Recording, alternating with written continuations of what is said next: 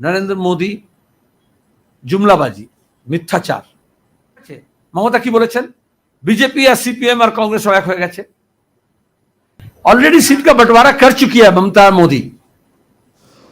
প্রচারের শেষ লগ্নে, সপ্তম দফা ভোটের আগে প্রচার একেবারে শেষ লগ্নে। ইতিমধ্যেই রায়গঞ্জের সিপিএম প্রার্থী মোহাম্মদ সেলিম তিনি সাংবাদিক সম্মেলন করে সরাসরি বিজেপিকে আক্রমণ করেছেন। তবে তিনি তৃণমূল কংগ্রেসকেও কিন্তু ছাড়েননি। বিজেপি সরকার এবং দলের প্রতি বীতশ্রদ্ধ করেছে।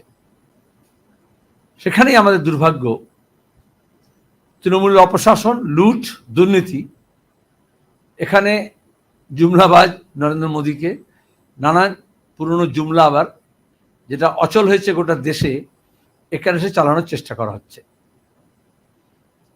কিন্তু বাংলার মানুষ, তাদের উপর আমাদের সম্পূর্ণ আস্থা এবং ভরসা আছে। রাজনৈতিক সচেতন, এটা ঠিক যে এই মুহূর্তে দাঁড়িয়ে গোটা দেশ বিদেশ ঘটনাবলী থেকে অনেক বেশি স্থানীয় এবং রাজ্যে ঘটে যাওয়া বিষয়গুলো অনেক বেশি মানুষ তা নিয়ে চিন্তিত।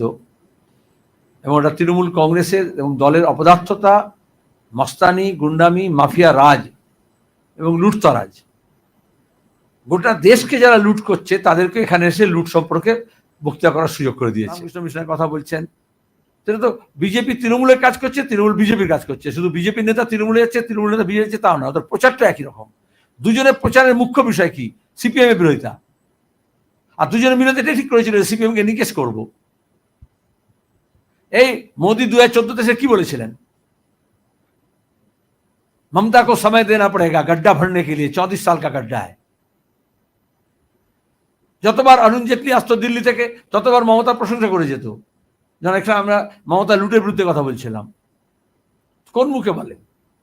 আজ পর্যন্ত কেন কোনো দুর্নীতির ব্যাপারে কেন্দ্রীয় সরকার এবং তার এজেন্সিগুলো তৃণমূলের নেতা মন্ত্রীদের বিরুদ্ধে যেগুলো সরকারি স্কিমের টাকা নয়সা হয়েছে একটা ব্যবস্থা নেননি?